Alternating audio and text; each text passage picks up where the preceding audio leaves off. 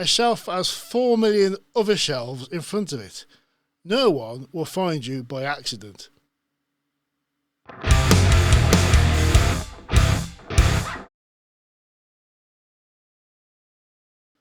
Independent bands are normally cannon fodder for music streaming services.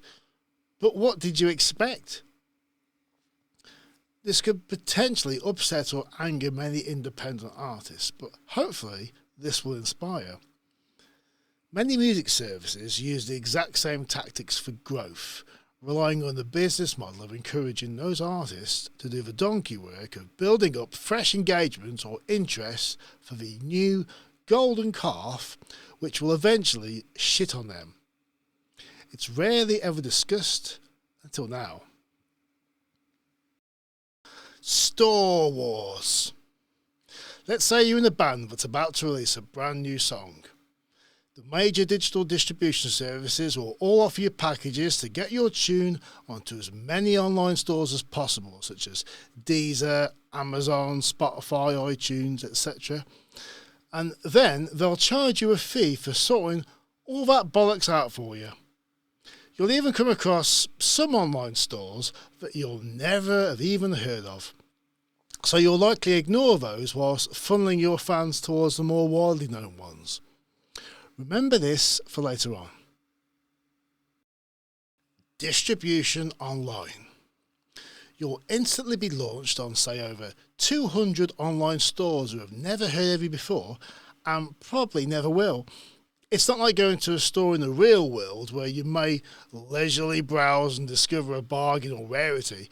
No, unfortunately, these stores feature the largest, most popular artists on earth, plus a billion unknown ones too.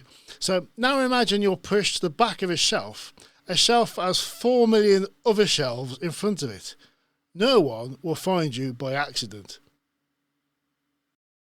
Streaming for dollars. Now, for legal reasons, let's make up a name for a fictional streaming service. We'll call it Snotify. You discover that every time someone streams your song on Snotify, that your band will receive close to $0.003, which isn't even a real coin. All your band members could ask friends, family, and the guy running the laptop repair shop to stream your tune. Now imagine your entire fan base is roughly 1,000 people who all listen to the song once. It'll raise a whopping $3 for your band. Also, for some reason, the guy at the laptop repair shop really likes the tune because he somehow heard it 100 times. Of course, not all your friends or family, etc. will possess the Snotify app, which allows them to stream your tune, especially if they've never heard of Snotify before, which now they have, as you've successfully marketed an unknown music platform to 1,000 people. Wow! If only you weren't a musician and worked at a music streaming service instead. Great job! A free service that pays the artist. You're not making money fast, are you?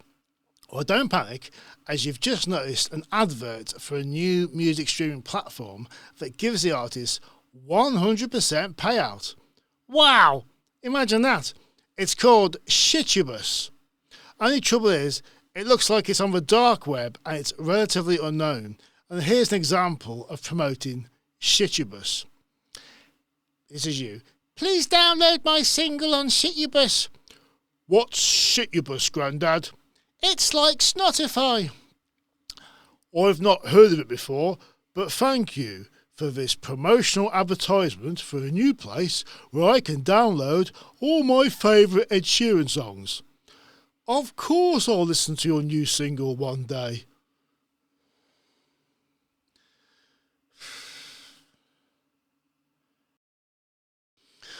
More free advertising. Even if you discover a music platform that allows you to make maximum profit, the downside is that unless it's as attractive, established and user-friendly as a major service, most people wouldn't touch it with a 10-foot barge pole with Amber Heard nailed to the end of it, especially if it's a ball ache to navigate. However, if you sent 1,000 people to Shitubus, then you're at least attracting attention and raising awareness for the platform itself, right? That'll please somebody in marketing, as they only need 1,000 bands with as many followers to get 1 million hits. And this is a quote from the fictitious CEO of Shitubus. 1 million hits? Yikes! If we're getting that many users, then perhaps it's time to rebrand Shitubus. Plus, offer a paid platinum gold super service exclusive to bands with lots of cash. We can even ensure they appear on the main page above all the lesser known independent bands.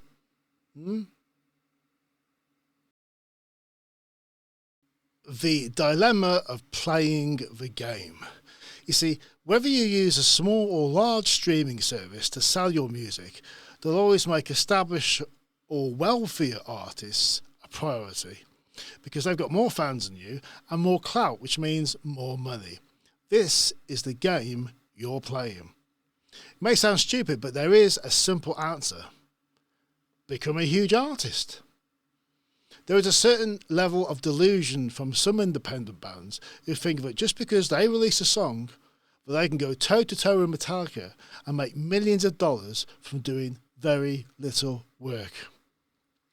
However, if you write an incredible song and do some insane hard work making it well known, and as a result of that, a lot of people enjoy what you create, then you've saved yourself time attempting to sell a song by an unknown artist because you're already in demand.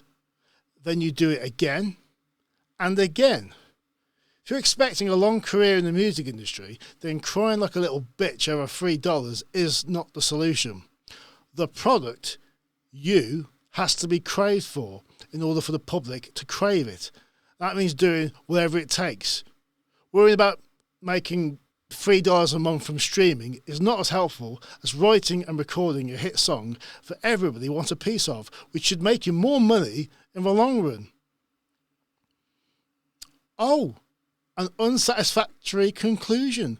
Oh, you think that was way too simple of an answer for such a complex issue? At least half of the artists out there on the current music circuit will split up in 2 or 3 years' time, arguably because the songs aren't cutting it or they're fighting over dollars.